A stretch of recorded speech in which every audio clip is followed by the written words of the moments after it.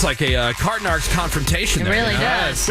Yesterday was the Dr. Phil episode where he had Seabass in the crosshairs. It was really a hit piece. Oh, yeah, total hatchet job. But I survived. Yeah, you did. I thought you handled yourself very well, by the way. Absolutely. And then so it has created a lot of conversation, including on another daytime talk show, The Talk, featuring our good friend and just friend of the show, Jerry O'Connell, is on the phone. Good morning, Jerry. Jerry. Oh, guys. Second time, long time. Yeah. Well, thank you for calling in. Because I wanted to get your take on this as a cart narketeer. I've got to tell you, yesterday was one of the most shocking days of my life, and I'm going to tell you the whole story. Okay. So I'm a co-host on The Talk on CBS. Right. It's on 2 p.m. Eastern, 2 p.m. everywhere, I guess. I go in there in the morning, and unlike you guys, because I've seen you work, and unlike other professionals in broadcasting, I don't like to do any preparation at all. I don't like it either. I do it. I don't like it. I've seen you guys do prep. It's like technical. You have buttons you have to hit. There's forms you have to fill out. Because I have a daytime show and there's 4 other hosts, I like to come in there and, to quote another broadcaster, we'll do it live. F it, we'll do it live. I mean, that's how I roll. Yeah. So I come in the morning. Do it live! Oh, there it is. I come in the morning, and they say, today's guest is Dr. Phil. And my ears perk up. Because I got to tell you, I love Dr. Phil. I love him. Man, that show is great. It's hilarious. Confrontations with families and issues, and he's so calm there, and he's just got this sort of very Texas sort of calm demeanor about him that really cracks me up. And I'm a huge Dr. Phil fan. I now work for CBS. Now, while Dr. Phil is not my direct boss, he has a lot of pull at that company. 20 years, That show is a big deal, especially in daytime. So this is very exciting.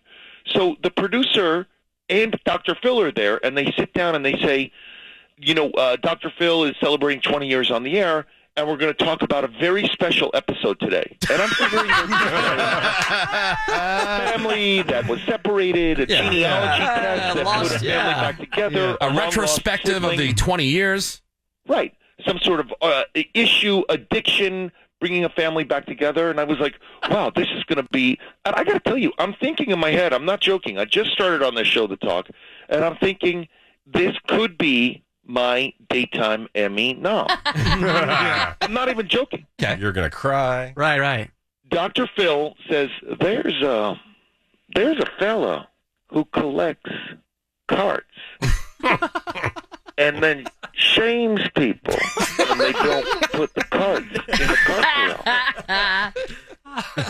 And then I want to tell you, my blood boiled. I became angry. I balled fists. I was ready to fight.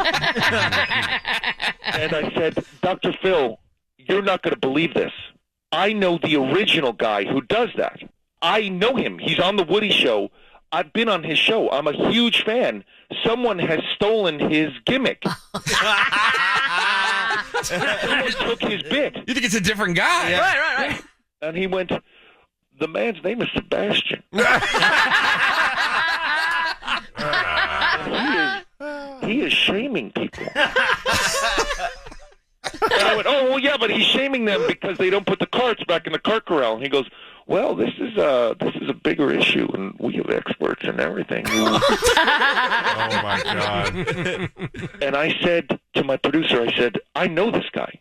They said, well, this is the whole first episode and everything, and are you ready to go out there and defend him? And I was like, well, yeah. I mean, I love watching his videos and everything. I go out there. I got to say, Seabass, and I didn't watch the Dr. Phil until I came home last night. Another reason why I was up so late last night, I watched the whole Dr. Phil episode. Yep. Seabass, they made you out to be a real kook, Seabass. I gotta say, defending you on live television would have really been putting my neck out there.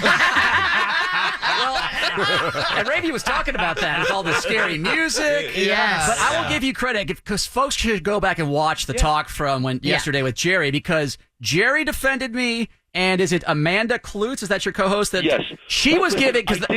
ahead. didn't defend you personally because I got to say, first of all, let me go to the good. Your hair looked awesome. Thank you! You did your hair. Yeah. You got That's Rogaine. gone. My mom, Yeah. my mom who was on the show, she Rogaine did nature it. gift. plugs. Yeah. Plug. Dude, I may have your mom do my hair next time I'm on. It did get a little kooky when you kept saying, when you said you're an agent of the carts, like, it's just tough to stand up there. I stand with him. Right, which I tried to explain to Dr. Phil, like, that's the joke. It's the silly part of it. So what's He was not what's getting this clip, Steve? All right, so Cut that part out. so this is from the talk. So Jerry and his co-hosts are going nuts. Was it Elaine and Cheryl Underwood and Natalie Morales was saying, well, sometimes. I love Natalie. So thank God. Yeah, She is on the wrong side of it. But thank God Jerry and Amanda were sticking up for me because you, as you're about to hear, Jerry, the rest of Jerry's cast were not being good cart citizens. It has a lot to do with proximity for me. Look, I'm gonna like keep me, it real. right? Look, if they've got one of those places like in the middle of the parking lot, I'll do it. But if it's like I got to go all the way back over, I'm like, no. But I'll put it in between like the little parking blocks. Because those extra steps are really, really. No, it's really.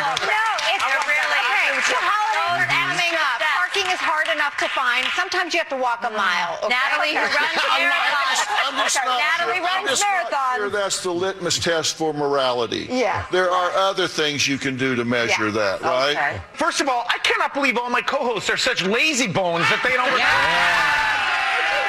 Lazy bones. yes, Jerry.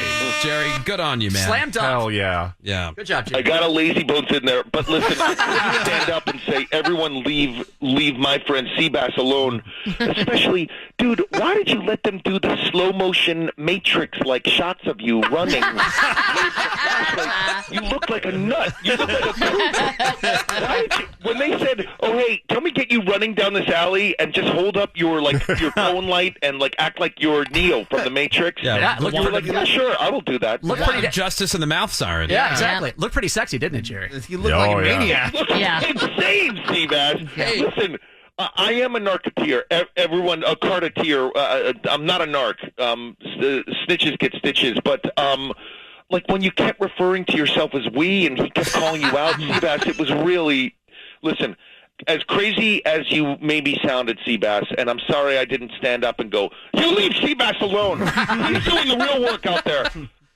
I do have to say it was the most entertaining episode of Dr. Phil since Cash Me Outside. How about that? Agreed, yeah. I agree. For sure. I agree. Like they got to be so happy over there. Yeah. Oh yeah. They're like, They have what's to with be all so the happy. ratings? But I do have to say, and I love Dr. Phil, it is, it was a riveting episode. It was getting a little, I couldn't believe I was watching Seabass on Yeah. Dr. Phil. That's what his I wife felt was like- saying. Yep. Yeah. Is this I real felt life? like I was having like a fever dream. Yeah. I felt Yeah. like it was like me calling into your show and being like, I had the craziest dream last night. Yeah. Yeah. Seabass was on Dr. Phil, and then Dr. Phil was mentioning, the fact that he's a bully, and Seabass is like, oh, come on! By the way, you acted, here's another thing, Seabass. You acted like someone who was a bully when he went, you are bullying these people, and you were like, oh, no, Dr. Phil, no, you stop! Well, the great Jerry O'Connell. Thank you, Jerry. Jerry, we love you.